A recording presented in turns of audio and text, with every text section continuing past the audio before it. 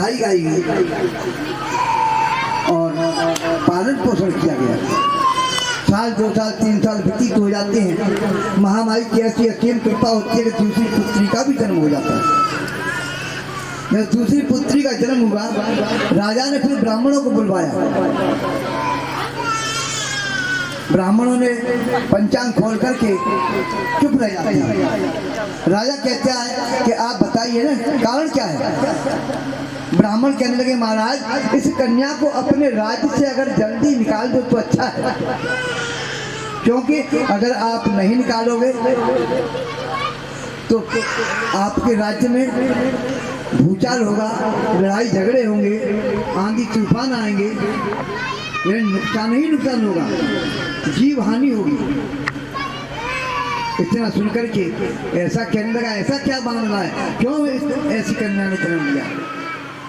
ब्राह्मण कहने लगे, महाराज ये ज्येष्ठा नक्षत्र के चौथे चरण में इसका जन्म हुआ है, तो हम आपको बताते हैं, इसलिए जल्दी से जल्दी इसको अपने राज्य से निकाल दो।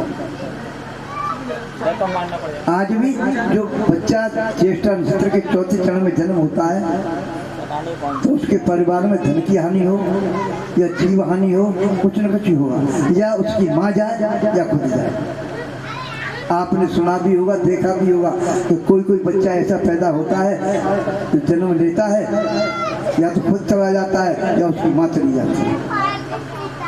बच्चा भी बच जाए, उसकी माँ भी बच जाए तो धन हानि होगी।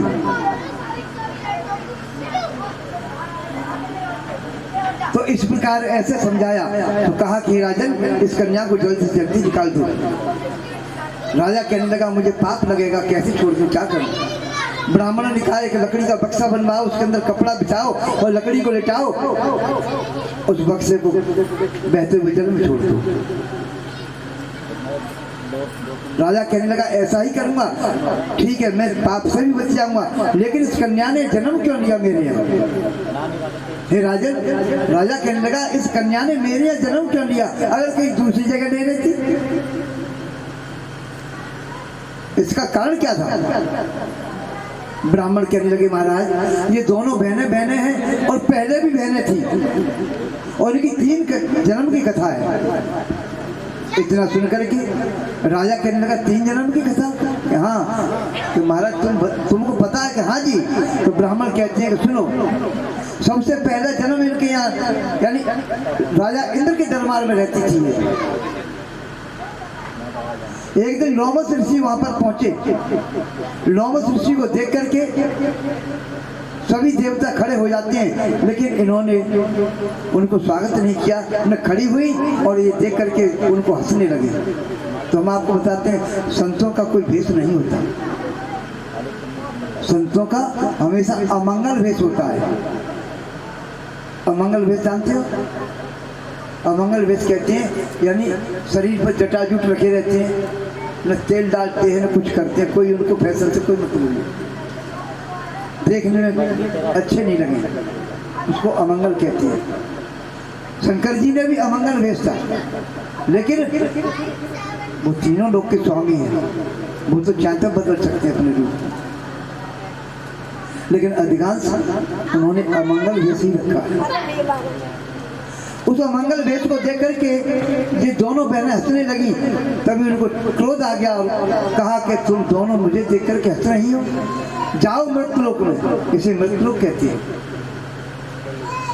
मृत्युलोक में जाकर के अपने किए कर्म का भोग भोगो। तो हे राजन, इन दोनों बहनों ने आकर के इस मृत्युलोक में जन्म लिया।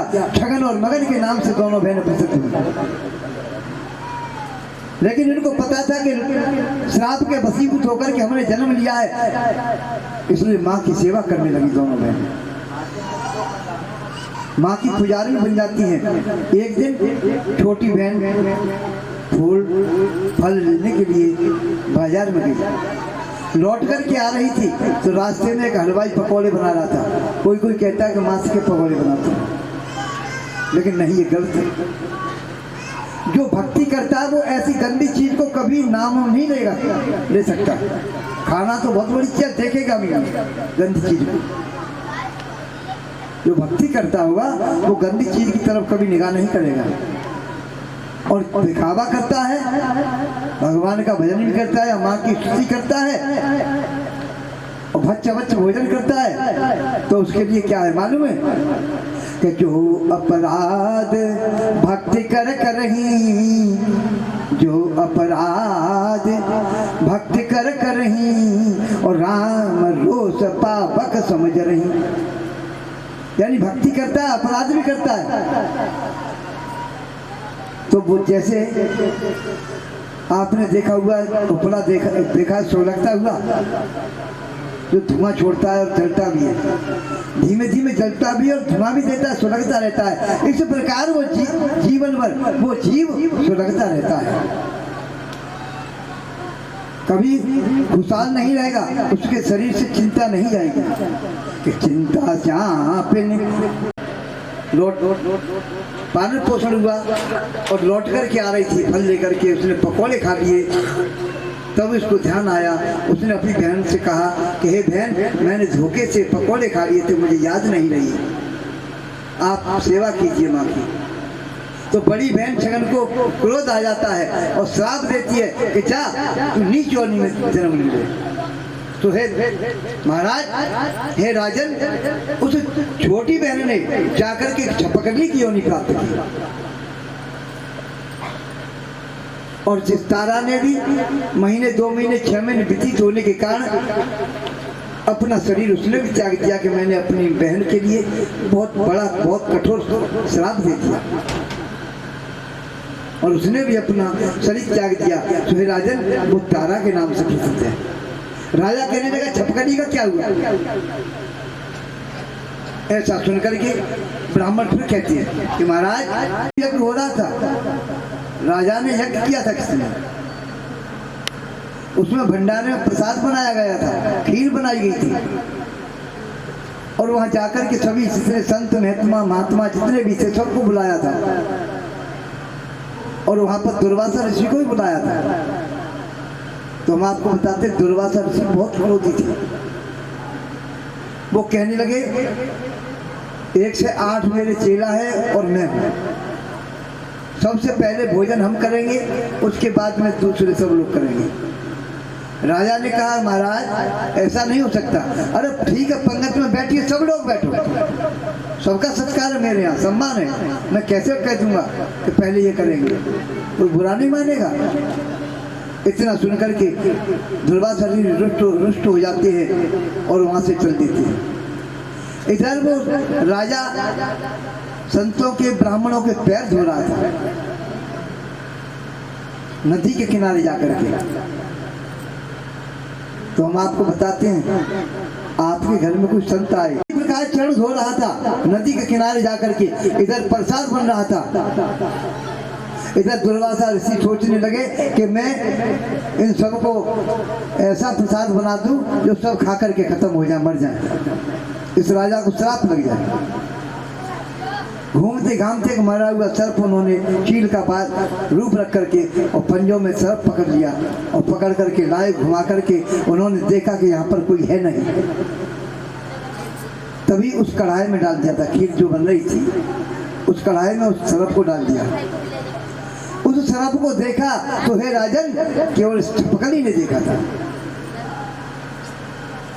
छपकली सोचने लगी अगर मेरा सर्प जैसा जानवर होती जो कि मुझे देख करके सब लोग डर जाते, भाग जाते, और मैं क्या करूं, इनका जीवन समाप्त होने वाला है, अगर इस प्रसाद को खाएंगे सब मर जाएंगे और इसका पाप मुझे लगेगा क्योंकि मैंने देखा है। इसलिए तो हम आपको बताते हैं, देखने से भी पाप लग जाता है,